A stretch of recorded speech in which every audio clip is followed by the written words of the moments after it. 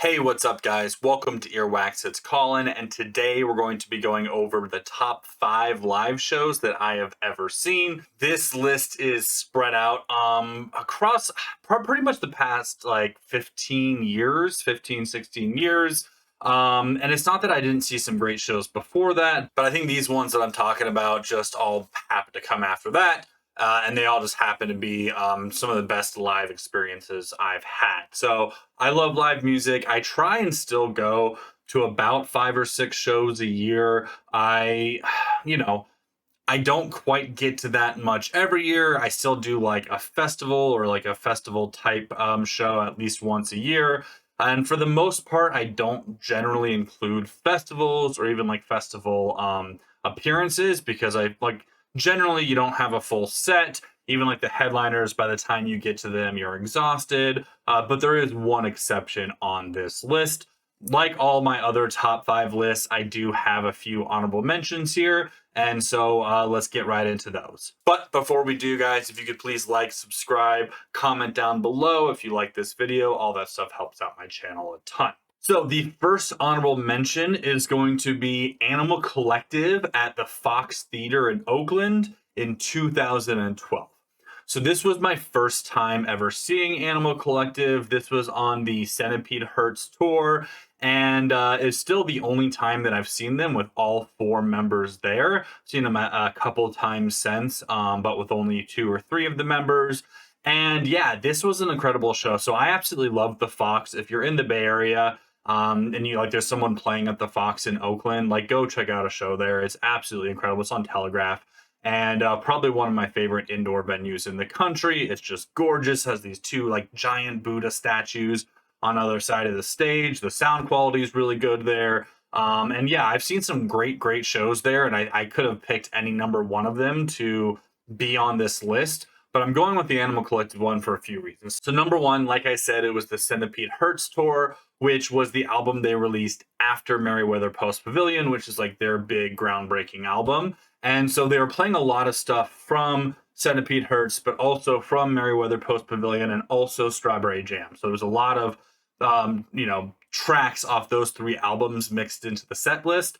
And those are, in my opinion, like their 3 best albums. So it was really cool to be able to experience that show with like almost like a perfect set list at the time. And they just absolutely killed it. I know, especially when they played like Peacebone, they just AV Tear and Deacon, I believe, like got off like their kind of like stations, just came to the middle and were just dancing and singing and playing guitar. And it was just such a fun time. The next honorable mention is going to be U2 on their 360 tour in 2011. This was also in Oakland, but at the Oakland Coliseum. I grew up listening to U2. They're my dad's favorite band, and so I've seen them a handful of times. This show was probably the best, just purely based off like the stage itself was incredible. I mean, the stage they had for that tour was absolutely insane. About as, true a 360 tour as you can possibly have. The production quality was amazing. The sound quality was fantastic. And their set list, again, was absolutely great. They just, played a collection of hits over the years up until that point.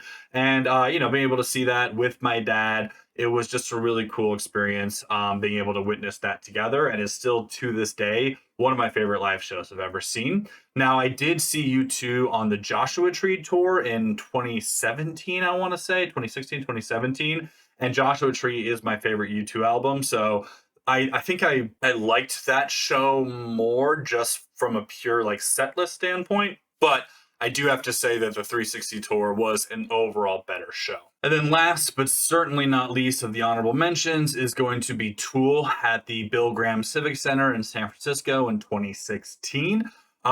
This was the second time that I had seen Tool, and the first time that I saw Tool was in high school with some buddies of mine that were like big Tool fans, and they kind of just brought me along. And I wasn't super into Tool at that time, so like I didn't know a lot of the songs, I didn't know a lot of the set list. But this time now in 2016, I did, and man, it was an absolutely killer show. They played absolutely every single song that I wanted them to play. Seeing Anima live was, life-changing experience for me. And to this day, Tool is still one of the best live bands that I have ever seen or ever will see. The only reason it's not in the top five, I think, is just location based. Like the Bill Graham is a cool venue, but it's not necessarily my favorite. And I think the venue definitely kind of adds a lot to the experience. And I would love to see Tool outside. 'Cause both times I've seen Tool were only in the Bill Graham, so I'd love to see them somewhere else. But it's hard to see them in like any type of a smaller venue nowadays just because of how big they are. So with the honorable mentions out of the way, let's get into number five. Up on Melancholy Hill, there's a plastic tree. And that is Gorillaz at Red Rocks in 2017. So this was on the Humans tour, which is probably my least favorite Gorillaz album. But they, despite playing a lot of stuff off Humans, a lot of the set list was their classics, their hits as well. Seeing Feel Good Inc. like with De La Soul, like they brought De La Soul with them on tour. That was absolutely incredible. Just the set list front to back was so good. They brought a lot of their features with them. Vince Staples opened for this.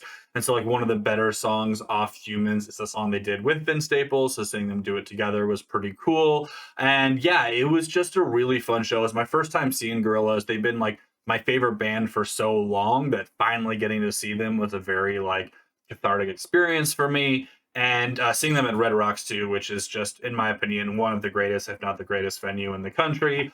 Yeah, just a mind-blowing show, mind-blowing experience. Damon Albarn is so good live. The people that he's surrounded himself with are so good live. They're just all incredibly talented musicians. And yeah, this was an incredible show. If you ever get a chance to see them, I highly recommend it. They don't play a ton of live shows anymore. Like, they've done a few tours over the years. They did a small tour for Cracker Island, their last album, but did not come to Colorado, unfortunately. But I got to see them on the Humans tour, as well as the Song Machine tour a few years ago as well. And yeah, I think that probably one of the best live shows you can ever witness. Because it's everything, everything. Coming in at number 4 is going to be LCD Sound System at Outside Lands in 2016. So I absolutely love LCD Sound System. I've seen them live a handful of times. I'm actually going with this show over the time that I saw them at Red Rocks for a couple reasons. So again, I don't normally put festival appearances like super high on my list of live shows, but this one was an exception for sure. Like, first time ever seeing them live, I saw it with my now wife. At the time, she was my girlfriend, and they just absolutely killed it. Like, they came out on stage, just immediately commanded the energy of the entire crowd. James Murphy is like one of the craziest showmans you'll ever see, because he like is really good at gripping the crowd without like directly addressing them too much or even like facing them too much. Like, a lot of what he's doing is kind of like turned away from the crowd, but like he still somehow puts on a great show with that. Same thing with like Gorillaz. Every single musician here is just absolutely incredible. The lineup for LCD Sound System does change a little bit over the years, but like for the most part, everyone that's in that band is just incredibly talented. And same thing, the set list was incredible, the timing was incredible, the weather was incredible. Like, it was just such a good time. First time ever seeing Home live, which is like one of my all-time favorite songs. They opened with Dance Yourself Clean, like just absolutely perfect. And yeah, I don't think that it gets much better than seeing LCD Sound System live. They're probably one of the best live bands that you will ever go see. It's just a fun time. It's a party every single time. And while I know there's a good chunk of their fan base that are still a little upset that they didn't actually end after those Madison Square Garden performances where they said they were their last shows ever, I personally am happy, because that means I get to continue to see them live, and I will try and see them pretty much every chance I get. All right, number 3 of the best live shows I've ever seen is going to be King Gizzard and the Lizard Wizard at Red Rocks in 2022.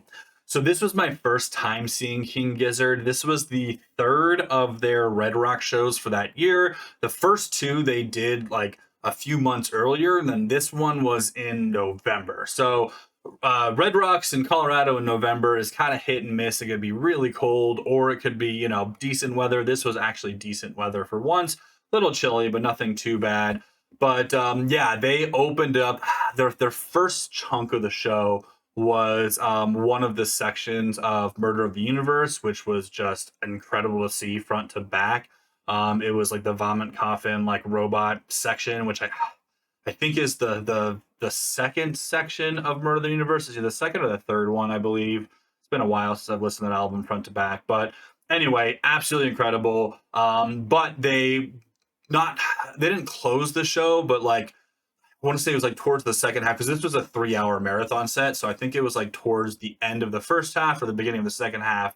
They did like a 20-minute version of Crumbling Castle into the other, like one of the other songs off Polygon to Wonderland. And that's my favorite song of theirs, hands down. So I went back and forth between either this show or the last time I saw them at Red Rocks, which was last year. And the one thing that was kind of giving the last show the edge was that my wife was there and got to see them with me. For this show in 2022, I was by myself, but I think the set list, at least for that show, was more catered towards me. Like I loved the last show that we saw, but like being able to see Crumbling Castle live, especially like the way that they did it, was just a magical experience. And I don't think that I'll have another memory associated with a live show as important to me as witnessing that. I mean, just absolutely incredible 3 hour set. It was just probably one of the coolest things that I've ever seen.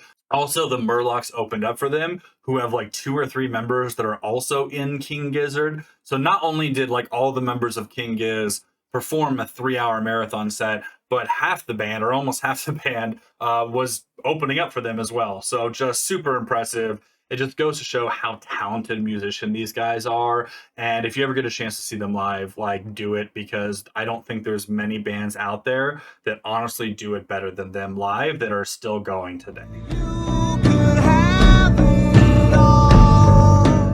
All right, number 2 for the best live shows I've ever seen was Nine Inch Nails at Red Rocks in 2018. So Nine Inch Nails, arguably one of the best, just like production wise live shows I've ever seen. Like everything was super tight, it was super clean, the sound quality was incredible. We had some like light rain that day, which kind of just added to the ambiance. And Trent Reznor, man, what a performer. I mean, clearly he's one of the most talented musicians of all time. The man has been focusing very heavily on scores and soundtracks recently, but that doesn't take away from just like how brilliant he actually is as a musician. And seeing him at Red Rocks in the rain on just like his madness on full display was incredible.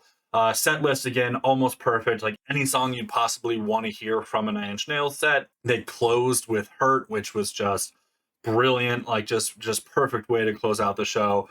But yeah, I mean, March of the Pigs, which is a song I've always wanted to hear live. Obviously Closer, but like the whole set list was just so well done. And just, you had your highs, you had your lows, you went from really intense, like his in your face kind of like blasting thrash industrial to the more reserved, kind of more melodic stuff, and kind of just went back and forth.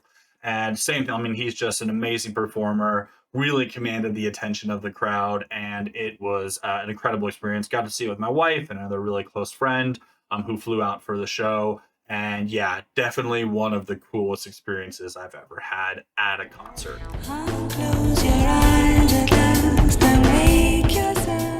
And my number 1 favorite live experience I've ever had at a concert or live show is going to be Spongles, their last ever live shows in 2019 at, you guessed it, Red Rocks. Notice there's a theme here. Part of the reason I love living in Colorado is how close I am to this venue.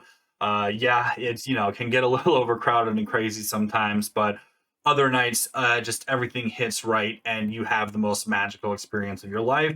And that's what happened in, I want to say May. It was May or April of 2019 when we saw this. It was 2 nights. I only went to one, but the last live shows that they ever did as a full band, the level of production that goes into Spangle Live is insane. I mean, it's basically a circus on stage while they're performing. if you're not familiar with Spangle, they're like a psy-trance band from like the mid to late 90s, early 2000s, but they incorporate so much other stuff into their sound. So they've got like world influences, they've got some Latin influences, some Goan influences.